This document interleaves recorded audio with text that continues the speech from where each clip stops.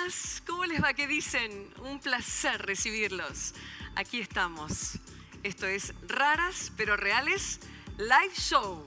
Y no solamente estoy yo aquí en pantalla, sino un montón de gente aquí que me acompaña. Maravilloso, absolutamente maravilloso, porque se trata de las enfermedades poco frecuentes y este es el lanzamiento oficial de este nuevo canal de comunicación para hablar de las EPOF, de las enfermedades poco frecuentes de la mano de Sanofi. Hemos creado un hermoso programa, realmente. Y hoy va a ser una muestra de lo que ustedes ya están viendo, porque ya hay 2 programas desde la web, y lo que verán todo el año. Porque, ¿qué pasa con las enfermedades poco frecuentes? Es como este lugar. Este lugar se llama el Arena Studio, y aquí estamos. Y ahí se ve un pedacito de lo que significa esta vieja fábrica de Segva para los más adultos. Es la central eléctrica de lo que fue Buenos Aires. Era uno de los edificios y de hecho a mis espaldas tiene que ver con un panel de electricidad. La electricidad que hace, corre, llena de vida y transforma. Y me gusta la analogía para hablar de lo que es pasar por el mundo de las poco frecuentes. Y aquí tengo a mucha gente que está muy cercana, como médicos, como pacientes y como asociaciones de pacientes. Así que se trata de presentar oficialmente este nuevo canal de comunicación de la EPOF de la mano de Sanofi y va a ser un día genial, una hora genial con todos ustedes. Por eso mismo es clave contar con todas estas personas de las que le hablé. Los pacientes, los médicos y las asociaciones de pacientes. Y no solamente eso, porque vamos a tener entrevistas con cada una de esas 3 columnas fundamentales que sustentan la estructura de las poco frecuentes, sino que Sanofi nos va a presentar en los cortes. O sea, cuando termina la entrevista, no se mueven de ahí, porque nos va a presentar una serie de novedades que tiene que ver con los servicios que ofrece Sanofi para educar a los pacientes, para perseguir diagnósticos, y ahí me encanta, están todos los que nos están viendo esta noche de cerquita, aquí en el Arenas Studio, y para conocer las últimas novedades en aplicaciones y web. ¿Qué les parece? Va a estar buenísimo, porque además son lugares geniales en donde la comunidad se une virtualmente. Aplicación. No les quiero adelantar nada, tengo ganas, pero no lo voy a hacer. Nos espera un gran programa por delante, pero quiero anunciarles quiénes van a estar con nosotros. Bueno, grandes invitados. Marcelo Minotti, presidente y fundador de la asociación Niemann-Pick, los doctores Luis Abay y Alberto Dubrovsky, especialistas capos en EPOF, en las poco frecuentes. Y Ángel y su hija Angie, que nos van a contar desde la primera persona lo que significa vivir con una EPOF. Raras pero Reales se llama este hermoso programa, proyecto. Es un nuevo canal de comunicación en estas entrevistas que vimos algunas ahí. Y aquí estamos haciendo el live show a forma de lanzamiento. ¿Qué tal, Marcelo? Bien, cariño. ¿Todo bien? Todo ¿Estás bien. contento? Más que contento. Qué fuerte, ¿no? Estar aquí. Es un gran logro, es divino porque uno puede contar, expresar todo lo que pasó en todo este tiempo y la diferencia de hace mucho tiempo atrás. Exacto. Cuando empezamos con esto. Vamos a ver quién es Marcelo. Yo lo saludé, él empezó a hablar, pero vamos a conocerlo entonces mejor. Marcelo es Marcelo Jorge Minotti, es fundador y presidente de la asociación Niemann-Pick en la Argentina y fundador de la International Niemann-Pick Disease Alliance. Así que Marcelo, no solamente en nuestro país. Vamos a empezar desde el comienzo.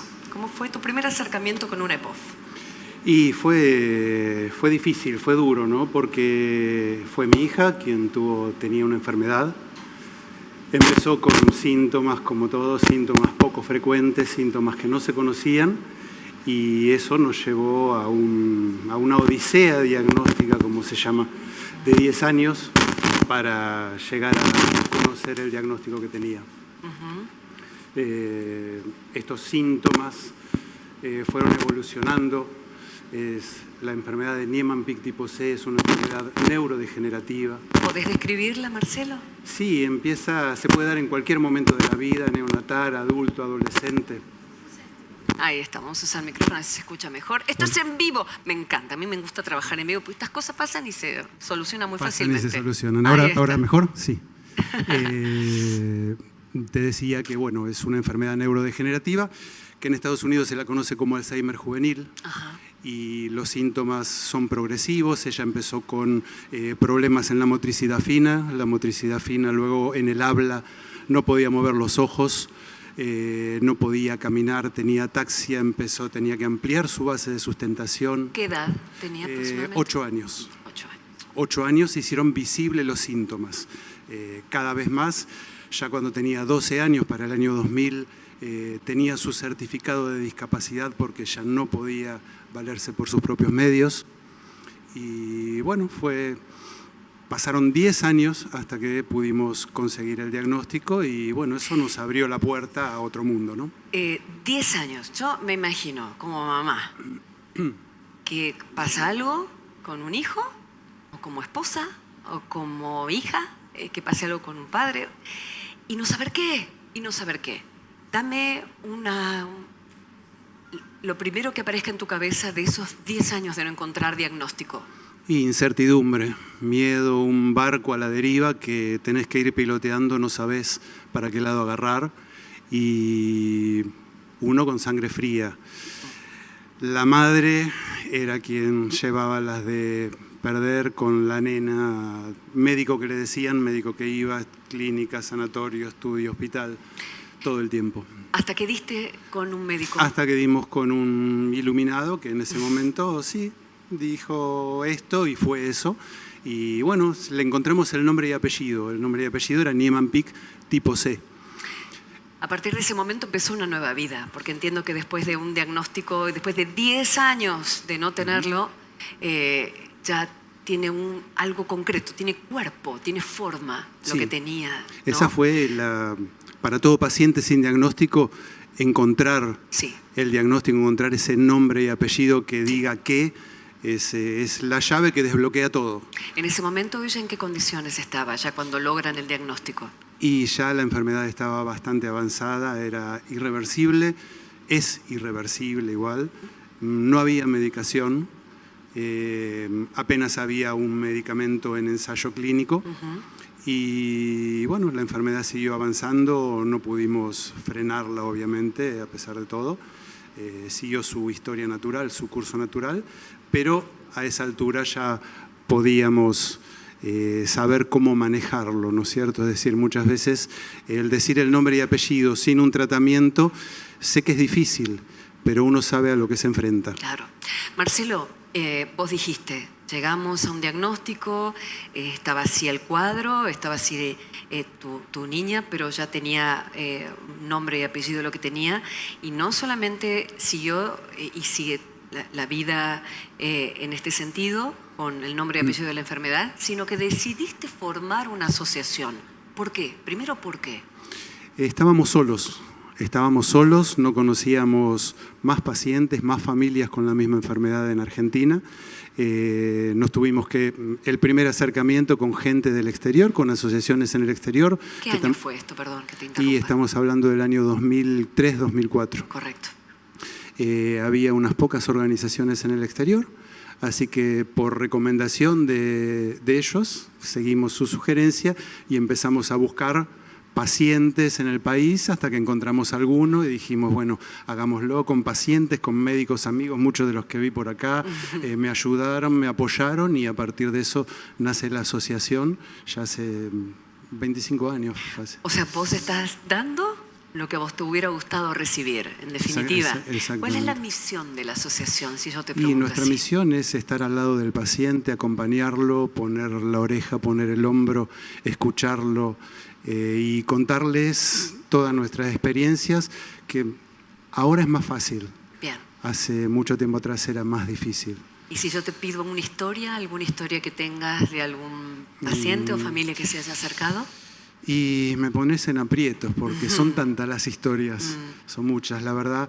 No sé, me acuerdo de Fabri, que lo alcé en brazos para hacerme pasar por el padre y que en la obra social le den los derechos que tenía que tener, o de Carlitos, que vive en la provincia, una familia muy humilde, y que cada vez que íbamos y nos volvíamos nos preguntaba cuándo van a venir, cuándo van a regresar, y así cientos. Pero todo eso es lo que nos llena el alma, el corazón, y nos da fuerza para seguir, ¿no? De alguna manera son enlace ustedes, sí. Entre el paciente, la familia del paciente, los médicos, los medios, la sociedad en general, en definitiva. Sí, formamos una pata, digamos, de toda esta mesa, de todo este círculo que es la industria, los médicos, la política. Tratamos de incidir en la política pública para que se mejoren las condiciones de acceso. Incidimos con los laboratorios para que ellos nos proporcionen sus fuentes, ¿no es cierto?, de conocimiento. ¿Y cómo es el camino, Marcelo, con respecto a, por ejemplo, el ir por una ley o por una política pública más acorde? Por ese lado, ¿cómo es el camino? ¿Qué tenés que hacer? ¿Cuál es tu realidad con eso? Y la realidad es que tenemos que pedir la ejecución y el efectivo cumplimiento de las leyes que existen. Existe una ley de enfermedades poco frecuentes, que es la 26689, que trabajamos mucho para que se pudiese promulgar y después reglamentar. Y todavía faltan muchos artículos, falta mucho de su reglamentación. Entonces, para nosotros pacientes, yo me incluyo porque soy un paciente más, no dejo de serlo. Pedimos que se cumplan todas las leyes y toda la reglamentación que está escrita. ¿Hay alguna especial que no se está cumpliendo, que deberíamos saberlo como sociedad en general? Lo que más necesita el paciente el día de hoy es el acceso. El acceso, el cumplimiento, los turnos, la atención. Un paciente con una enfermedad neurodegenerativa no puede esperar 6 meses. La enfermedad hoy y dentro de 6 meses es absolutamente diferente. La vida del paciente cambia, la actitud del paciente cambia, la actitud de la familia es otra. Entonces se necesita un rápido acceso a medicación, a tratamiento, a atención médica. ¿No es cierto? Y los profesionales de la medicina que nos dan su apoyo, pero tienen que también permitirse su tiempo de tratar y de estudiar y de conversar y de escuchar al paciente. En esos 10 años que estuviste buscando, me imagino que habrás hablado con muchos profesionales. Sí. Me gustaría que hicieras una reflexión, lo que estabas diciendo recién, de hecho, de lo que significa llegar a un consultorio y que no se den la tecla o como paciente, que era lo que necesitaban ustedes o algo que para los profesionales puedan entender desde tu mirada.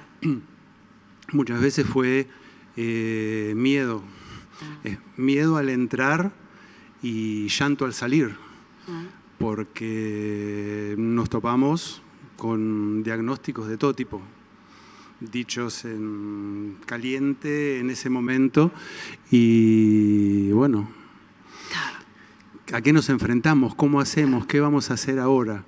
Pero bueno, es lo que nos tocó pasar, lo vivimos, lo superamos y seguimos adelante. Y si yo te pido una retrospectiva, o sea, de hacer una comparativa justamente en esos años que estamos hablando y hoy, el ayer y el hoy, después de la existencia de tu asociación, ¿qué nos dirías? Y el tiempo cambió absolutamente. En aquella época no existía ni Google, no existían las redes sociales, no había internet. Creo que todavía no teníamos teléfono en casa, no teníamos teléfono de línea. Entonces, hoy el acceso es mucho más rápido, más fácil la comunicación. Hoy podemos ponernos en contacto con un paciente que está en Ushuaia o en Misiones y hacemos un Zoom y podemos resolver un problema. Pero antes era absolutamente diferente. El tiempo al diagnóstico varió en nuestra enfermedad, que era de 10 años, ahora con todas las campañas y con todo lo que hemos hecho la pudimos reducir a entre 4 y 5. Entonces, pretendemos que esto sea menor todavía. Queremos que el paciente tenga acceso a un rápido diagnóstico, a un diagnóstico preciso, el diagnóstico de precisión. El diagnóstico genético es excluyente para poder determinar esta y otras enfermedades, ¿no? Exactamente. Por eso mismo me imagino que aquel que llama y se encuentra con una voz, ¿quién atiende el teléfono a la asociación en general? Y no solo el que llama, no sabes a nosotros el corazón cómo se nos pone y decir Un paciente nuevo, a ver, ¿en qué lo podemos ayudar? Empezamos a... Por eso te quería preguntar. Eso, Llama, ¿no? Por eso. ejemplo, hola, asociación. Y sí, identificarse y Ahí va. ver quién es, Ahí qué va. parentesco, cuántos años, dónde, cuál es la Bien, situación. bien. ¿Tenés cobertura? ¿No tenés cobertura hoy? ¿Qué hace? Bueno, y armar un rompecabezas dentro de todo el planteo que escuchamos, ¿no? Y después de ese primer llamado se cuelga el teléfono y se siente alivio, ¿no? Alivio, los ojos con lágrimas, comparaciones, recuerdos, es un combo. Porque encontraron, en definitiva, gracias Marcelo, ha sido un placer. Gracias a vos es Marcelo, su nombre Marcelo Jorge Minotti, fundador y presidente de la asociación Niemann-Pick Argentina y fundador de la International Niemann-Pick Disease Alliance. Encima es para otro programa preguntarte de la asociación. Cuando quieras. De nombre en inglés. Cuando quieras. Porque de eso se trata, de la difusión, de lo que estamos haciendo ahora maravillosamente, de que se hable para que la comunidad científica sepa que no está sola, que toda la sociedad está sabiendo y entendiendo el esfuerzo que significa ir por nuevos tratamientos y que estos tratamientos lleguen a cada vez más gente por esta ley que tenemos que muchas veces no se cumple, pero que asociaciones como la de Marcelo es lo que está intentando. Vamos a ir un corte ahora.